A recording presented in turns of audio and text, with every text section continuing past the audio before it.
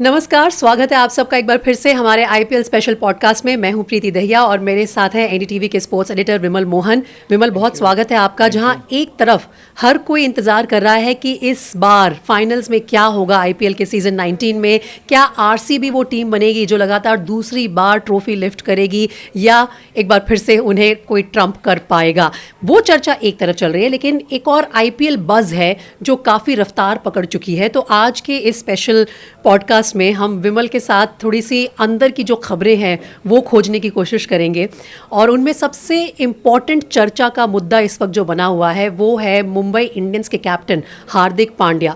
इस वक्त तो हम उन्हें एमआई के कैप्टन कह रहे हैं, लेकिन कितना लंबा समय तक वो कैप्टन रहेंगे और दूसरा एमआई के साथ रहेंगे, इस वक्त काफ़ी सारे सवाल उठ रहे हैं। तो विमल, आपके पास क्या अंदर की खबर है? क्या हार्दिक छोड़ रहे हैं एमआई या एमआई हार्दिक को छोड़ रही है? सही वर्ड यूज किया कि छोड़ रहे हैं। हाँ। ये क्योंकि जो हार्दिक की कैंप के लोग हैं जिनसे मेरी थोड़ी बहुत बातचीत हुई, वो उनका कहना है कि देखिए मतलब चीज़ें केमिस्ट्री ठीक नहीं है। जो टीम मैनेजमेंट, टीम ओनर्स और इनको लेके, मतलब स्पेसिफिकली नहीं बोला, लेकिन of course there are people who play and there are people who don't play, जो आप मैनेज करते हैं। संकेत यही आ रहा है। हाँ, तो ये साफ है कि मतलब नहीं है, ही वांट्स टू लीव और बहुत सारे रीजंस हैं। आपने मतलब गर्लफ्रेंड वाला देखा जो उनकी आ रही थी जब मैं एशिया कप में गया था तब भी वो आई थी। उसके बाद बहुत सारा इशू उठा, फिर लोगों ने बोला कि ये भी एक इशू है और मतलब एक तरह का डिफायंस भी है। फिर बीसीसीआई का आया, बहुत सारे रूल्स भी आए। हार्दिक पांड्या को मुंबई की कप्तानी रास नहीं आई। आप लास्ट ईयर देखें, बहुत सारी इसमें कहानियां भी हैं कि मतलब पीआर एक्सरसाइजेज और हार्दिक पांड्या को हुट करना पिछले सीजन, लेकिन पिछले सीजन वो इसलिए बच गए क्योंकि उसके बाद वर्ल्ड कप गए और वर्ल्ड कप जीत गए, रिडीम कर लिया। तो एक वर्ल्ड कप जीतने के बाद ना मतलब आप एक जीत बहुत सारी कड़वाहट को दूर कर देती है। लेकिन इस वक्त जो हालात हैं उसमें ये साफ संकेत मिल रहा है कि मुंबई की कप्तानी चेंज होगी। आप ऐसे भी देखो ना, 9th नंबर पे हम, हाँ, बिल्कुल, है ना, जो 5 बार बहुत ही खराब सीजन गया है। 5 बार की चैंपियन टीम जीत नहीं पा रही है। मतलब किसी टीम को हराना है तो हम लोग सोच रहे थे कि लखनऊ या इसको तो हरा ही देंगे, इस तरह से हम लोग बात करते थे।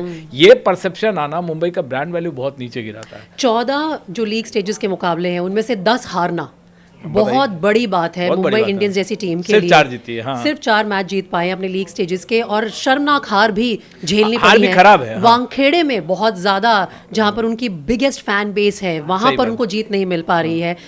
एक बात बताइए मुझे कि जितना भी समय मिला है हार्दिक पांड्या को मुंबई इंडियंस के साथ, ये बात तय थी जब वो जीटी छोड़ के आए थे कि वो ही कप्तान बनेंगे, तो काफ़ी स्ट्रेसफुल उनके लिए रहा है पर्सनल लेवल पे भी। पहले तो लोगों के बीच में अपने आप को बसाना, उनके दिल में उतारना, क्योंकि रोहित से कप्तानी उन्हें मिली थी जो कि वर्ल्ड कप कांटों वाला ताज है। हाँ। तो वो चुभेगा आपको और वो चुभा उनको भी। काफी समय लगा उन्हें। मैं ना रोहित शर्मा की टीम जब वर्ल्ड कप जीत के आई थे तो मैं गया था मुंबई कवर करने वानखेड़े स्टेडियम में और मतलब एक पिक्चर का एक सीन ये था कि जब ये खत्म हुआ सब कुछ और मैं साथ वाले एक स्ट्रीट पे जा रहा था, I don't remember the name, वहाँ से आगे जा रहा था कहीं खाने के लिए, कम से कम 1 लाख चप्पल जूते रोड पे बिछे हुए, मतलब यू कैन नॉट, मतलब पूरा बिछा हुआ था कारपेट की तरह से। इतने लोग आए थे, फ्री ऑफ कॉस्ट हो गया था, फर्स्ट कम फर्स्ट सर्व के आधार पे पूरे स्टेडियम को खोल दिया गया था। तो मुंबई में जो रोहित शर्मा की जो फैन फॉलोइंग है ना, वो एक अलग लेवल पे है। एक तो टीम इंडिया के वर्ल्ड कप विनिंग कैप्टन है, 2023 के वर्ल्ड कप में फाइनल तक गए हैं। रोहित शर्मा का अपना एक अंदाज है, मतलब एक उनका इमेज परसेप्शन ये है कि सेल्फलेस टीम के लिए खेलते हैं। तो ये सब लेके वो जो उनकी इमेज है रोहित शर्मा की, वो और उनसे इनको जब कप्तानी दी गई उस समय हुट किया गया। उसके बाद इनके पर्सनल लाइफ में बहुत सारा ट्रबल चल रहा था, जो कई बार इन्होंने मतलब फाइट बैक करने की कोशिश की, एक्स वाइफ, उसका नई गर्लफ्रेंड, बहुत सारी, यहाँ तक कि कृणाल के साथ भी एक केमिस्ट्री बताई जा रही थी। तो बहुत सारे चीज़ जब पर्सनल लाइफ में भी चले, एक्सेप्शनल प्लेयर है, इसमें तो कोई डाउट नहीं है, एक्सेप्शनल प्लेयर है। तो लेकिन एक्सेप्शनल प्लेयर होना और लीड करना, ये दोनों अलग बात है। लेकिन एज अ लीडर उन्होंने जीटी के साथ ट्रॉफी जीत के दिखाई, वही कारनामा वो आगे मुंबई इंडियंस के साथ नहीं कर पाए। अब मुझे ये जानना है आपसे, जितनी भी स्पेकुलेशन है इस मुद्दे के आसपास, क्या हार्दिक खुद एमआई छोड़ना चाहते हैं क्योंकि उनको लग रहा है कि यहाँ पर लोगों के दिलों में जगह बनाना एक बात है, लेकिन अपनी टीम में वो रुतबा कमाना बहुत बड़ा संघर्ष उनके लिए साबित हो रहा है। दूसरा, उनकी खुद की परफॉर्मेंस भी बहुत ज़्यादा स्प्लेंडेड नहीं रही है, एक्स्ट्राऑर्डिनरी नहीं रही है इस सीज़न में।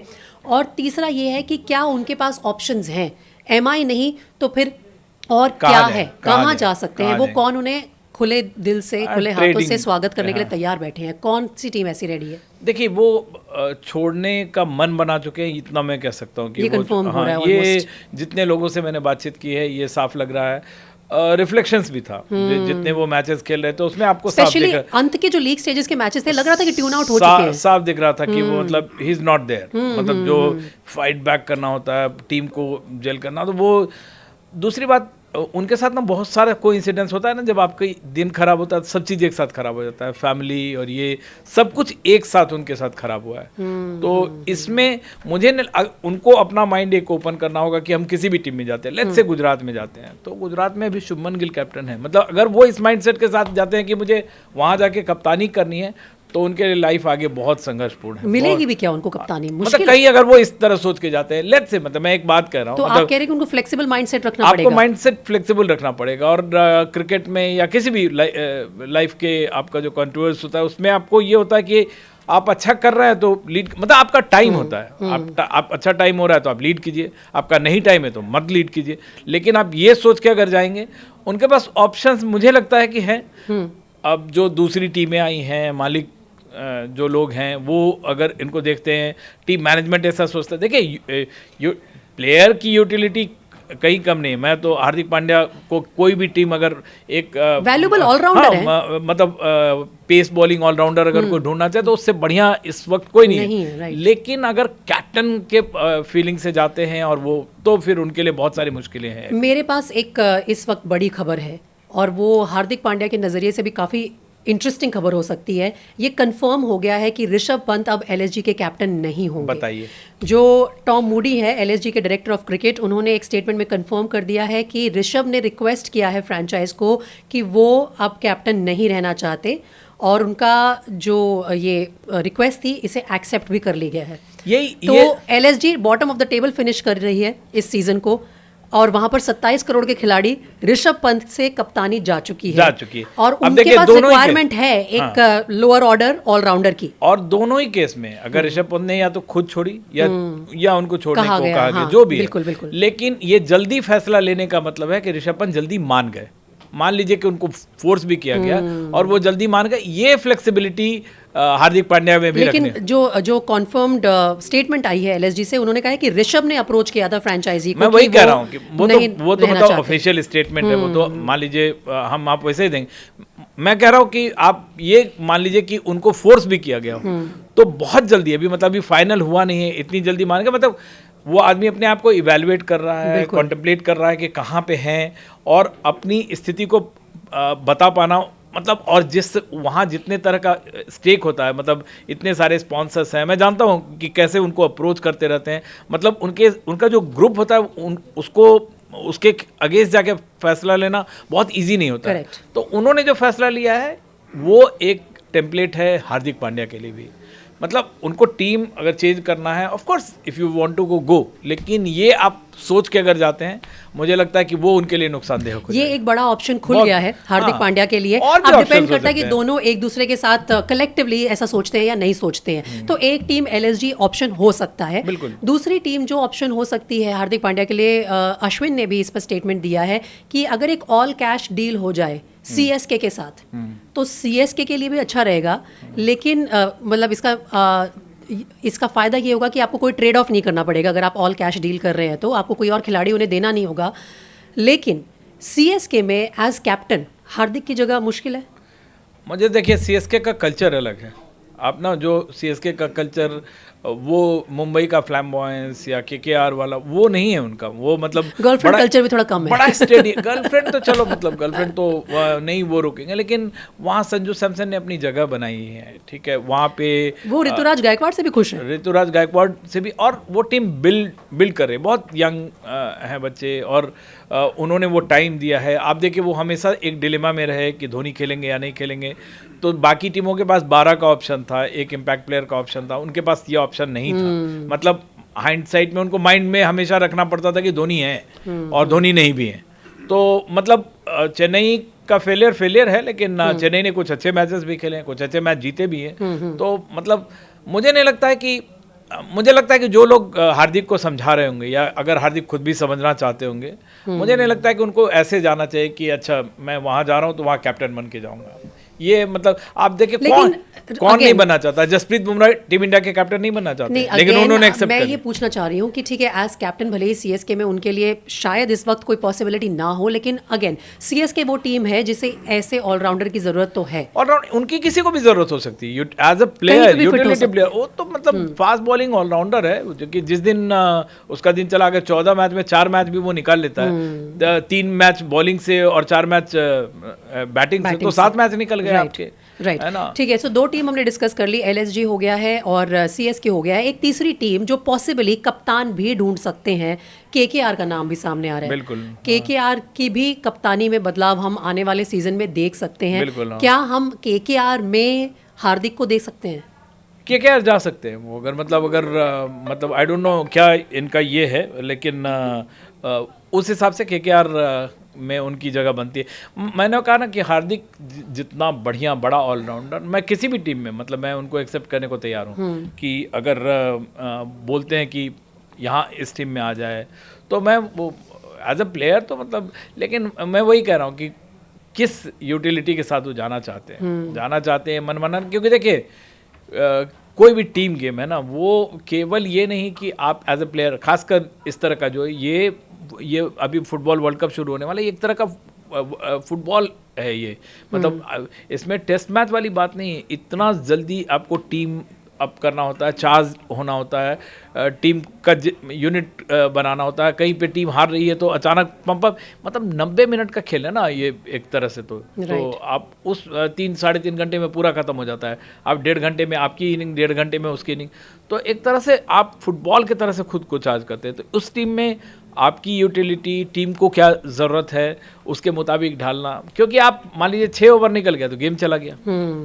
सो बेसिकली ये सबसे बड़ी चर्चा रही है इस पूरे हफ्ते में, खास तौर पर जब से लीग स्टेजेस के मुकाबले खत्म हुए हैं कि हार्दिक पांड्या कहाँ जा रहे हैं। और अब ये चर्चा काफ़ी गर्म भी है, क्योंकि जब तक एक ऑफिशियल स्टेटमेंट नहीं आ जाती है एमआई की तरफ से या हार्दिक की टीम की तरफ से, तब तक बीच में आपने सुना ही होगा सोशल मीडिया पे उन्होंने इंस्टा पे अपना अनफॉलो किया और फॉलो किया। हाँ, वो वाला मुद्दा भी था, फॉलो अनफॉलो, और फिर वो 0707 का स्क्रीनशॉट भी सामने आया, वो ताला का नंबर है। तो बहुत सारे जो ये इंडिकेशंस आ रहे हैं, ये लोगों में एक्साइटमेंट भी जनरेट कर रहे हैं कि एग्जैक्टली अब हो क्या रहा है इस खिलाड़ी के साथ। दूसरा जो इस हफ्ते में खासतौर पर पहले एलिमिनेटर के बाद जो चर्चा रही है, वो घूम फिर कर हमारे टीम सेंसेशन वैभव सूर्यवंशी पर रही है। वैभव सूर्यवंशी ने उस मुकाबले में सनराइजर्स के खिलाफ जितने रिकॉर्ड तोड़े हैं, मेरे ख्याल से वो अपने आप में एक रिकॉर्ड है कि एक मुकाबले में इतने सारे रिकॉर्ड, और कई सारे रिकॉर्ड और भी टूटने वाले, और कई सारे रिकॉर्ड और भी टूटने वाले हैं। सो वैभव सूर्यवंशी, क्या ये सही है कहना कि बहुत सारे लोग, खासतौर पर जेनजी व्यूअर्स, इस लीग को सिर्फ वैभव सूर्यवंशी की वजह से मिले इस सीजन में? बहुत सारे मतलब जेनजी, अब देखिए एक तो हालांकि उनका जो डेट ऑफ बर्थ है ना 2013 है, हाँ। तो जेनजी में फॉल करते हैं, लेकिन वो है अल्फा बिहेवियर, हाँ। है ना, जैसे गिल है, नेक्स्ट जनरेशन है वो, और बहुत सारे जो मतलब है प्रियांश आर्या वगैरह। लेकिन इन्होंने जो 97 वाली इनिंग खेली ना, और आप देखिए उसके पहले लोग बचते बचाते कहते थे कि सचिन से कंपैरिजन नहीं करना चाहिए, तो इससे नहीं कंपैरिजन, ब्रायन लारा से नहीं करना चाहिए। टॉम मूडी बोल रहा है कि भाई मॉडर्न डे का वो डॉन ब्रैडमैन है in almost in as many words, ठीक है, मतलब भाई उस तरह से ही बैटिंग करते होंगे, उन्होंने बोला। दूसरी बात है, कई लोग डॉन ब्रैडमैन से, ब्रायन लारा से, सचिन तेंदुलकर से, युवराज सिंह, मतलब युवराज सिंह ने सबसे पहले कहा था कि उनसे ज़्यादा बैट स्पीड, बैट स्विंग है उनका। तो इनमें जो एबी डिविलियर्स उनकी तारीफ कर रहे हैं, उस पर्टिकुलर इनिंग में सचिन ने भी टेक्निकली तारीफ की कि कैसे उनका फुटवर्क जो है वो उनको एडवांटेज देता है। उन्होंने बोला भी था कि मुझे तो पता ही नहीं था ये करके, लेकिन उनके पास ना रेंज ऑफ शॉट्स जो हो गए हैं, एक तो उनके पास सचिन वाला फियरलेस होना है कि मतलब 15 साल 17 साल नहीं, और जो वो बोल रहे थे मैच के बीच में, उन्होंने एक जगह बोला था कि मैं बॉल को खेलता हूँ, बॉलर को नहीं, वो एक्चुअली दिख रहा है। पैट कमिंस को 3 हैट्रिक छक्के उसने मारे हैं, मतलब incredible। और उसके बाद जो एक बॉल आई है यॉर्कर, उसके लिए वो तैयार थे, ये नहीं कि उसको मतलब समझ के खेल रहे हैं, समझ के खेल रहे हैं, उनको पता है कि बॉलर के दिमाग में क्या चल रहा होगा। शॉट्स हैं, रेंज ऑफ शॉट्स हैं, और लगातार इस पूरे टूर्नामेंट में 15 मैच जो है उसमें लगातार वो रिडिस्कवर हुए, मतलब अब लेकिन विमल ऐसा इंप्रेशन आ रहा है कि वो अपने दिमाग में एक एजेंडा ये लेके चल रहे हैं कि जितना बड़ा नाम होगा मैं उतना ज़्यादा उसको डिमोलिश करने वाला हूँ। गेंदबाजी के डिपार्टमेंट में अब थोड़ा सा डर भी आ गया है बड़े बड़े नामों में। पैट कमिंस का आपने नाम लिया, और एक बड़ी बुमराह को छक्का मारा था उन्होंने। बुमराह को तो उन्होंने पहली गेंद पे ही छक्का मारा था। एक और बड़ी इंटरेस्टिंग सी चीज़ मैं आपको बताती हूँ, सिर्फ एक बॉलर बचा है जो इतना नामी गिरामी बॉलर है जिसने पिटाई नहीं खाई है वैभव सूर्यवंशी के हाथों। गेस करेंगे आप कौन है? भुवनेश्वर, जोफ्रा आर्चर, क्योंकि वो उन्हीं के टीम में इसीलिए जोफ्रा आर्चर बच गए हैं। अदरवाइज किसी की रेपुटेशन ऐसी नहीं है जिसके साथ खिलवाड़ ना किया हो सूर्यवंशी ने। वो आपको देखिए, उन्होंने पावर प्ले में, उन्होंने, आप जो कह रही है ना, माइंडसेट बनाया हुआ है, एजेंडा बनाया हुआ। वो बोलते हैं कि मैं ये नहीं सोचता हूँ कि सामने वाली टीम क्या मेरे लिए प्लान बना रही होगी, मैं ये सोचता हूँ कि मुझे कहाँ, इस बॉलर को कहाँ मार सकते हैं। मतलब इसका मतलब है वो बॉलर्स का स्वॉट एनालिसिस जिसको कहते हैं, SWOT, वो करते हैं, स्ट्रेंथ वीकनेस को परखते हैं, और उनको पता है कि इस बॉलर को हम कहाँ पे कर सकते हैं। लेकिन थोड़ा चांस भी लेते हैं, ऐसा नहीं। आपको ये देखिए, जो उन्होंने IPL का फर्स्ट बॉल जो उन्होंने मारी थी, विकेट से हटके, कौन ऐसे करता है, मतलब पहली बॉल करियर की विकेट से हटके छक्का मारा। तो उनका प्लान भी है, ऐसा नहीं है। उनके पास रेंज ऑफ शॉट्स है, और मतलब मुझे लगता है कि वो एरोगेंस, जो क्रिकेट एरोगेंस है, वो नहीं है। इसीलिए 3 बॉल हैट्रिक मारने के बाद आप यॉर्कर को डिफेंड कर रहे हैं, एक रोटेट कर रहे हैं 1 रन लेके, वो एरोगेंस जिस दिन आएगा उस दिन उनका डाउनफॉल शुरू होगा। मतलब वो एरोगेंस मुझे दिखता नहीं अभी है, तो नहीं नजर आ रहा है, और हर कोई तारीफ ही कर रहा है उनके गेम की। मतलब देखिए, ऑफ द फील्ड बिहेवियर तो ऑफ कोर्स 15 साल के बच्चे हैं, उनको माँ बाप ने जो सिखाया है वो फॉलो करते नजर आते हैं। गावस्कर का जाके पैर छूते हैं, और भी जो कमेंटेटर्स हैं, जतिन सब्रू तक का पैर छूने जो भी उनसे बड़े उम्र में। तो ये एक सेंस जो है उनका, जो संस्कार वाली जो जिसको बात करते हैं, वो उसमें है। अच्छी बात यह है कि वो चीज़ उनके क्रिकेट में भी दिखती है, मतलब है ना। मतलब क्रिकेट में वो जैसे लास्ट बार आउट हुए, आपको याद होगा, पहली बार आउट हुए तो रोते हुए बाहर निकले। पाकिस्तान के अगेंस्ट उनका एक ये भी दिखा था, गुस्सा भी दिखा था। इस बार 97 में आउट हुए, बहुत अच्छी इनिंग खेली, पूरा लगा कि जितने दर्शक थे उनके दिल टूट गए, लेकिन वो बेचारा दुखी था उनके लिए, सर नीचे करके जा रहे थे। दूसरी टीम के सारे लोग भी उनसे आके हाथ मिला रहे हैं, उनकी आके। ये बहुत बड़ी बात है 15 साल के बच्चे के लिए, जो पूरी तरह से इस लीग पर आप कहेंगे कि स्पेशली 2026 के इस एडिशन में अगर एक कोई हेडलाइन एलिमेंट निकल के आया है, वो वैभव सूर्यवंशी, उनकी धुआंधार बल्लेबाजी, ऑरेंज कैप होल्डर है, सबसे ज्यादा रन बना चुके हैं, क्रिस गेल के रिकॉर्ड्स को डिमोलिश कर चुके हैं, बहुत सारे बड़े 1000 रन बनाने जा रहे हैं, बड़े गेंदबाजों की रेपुटेशन को डिमोलिश कर चुके हैं, और अभी बहुत कुछ होना बाकी है। और एक तो खुद जो उन्होंने बोला है कि मैं 200 रन बनाना चाहता हूं, बोले 200 रन इंडिविजुअल, टीम का नहीं। देखिए, मतलब एस्पिरेशंस भी ऐसी जबरदस्त है जिनको सुन के डर लगता है। ड्रीम बड़ा है तो बहुत अच्छी बात है। बिल्कुल, और बड़े सपने होंगे तभी आप उन्हें साकार भी कर पाएंगे, चाहे उम्र छोटी हो, लेकिन जो उनके अंदर टैलेंट है वो अपार है, बहुत बड़ा है। विमल, बहुत शुक्रिया आज इस एपिसोड में हमारे साथ जुड़ने के लिए।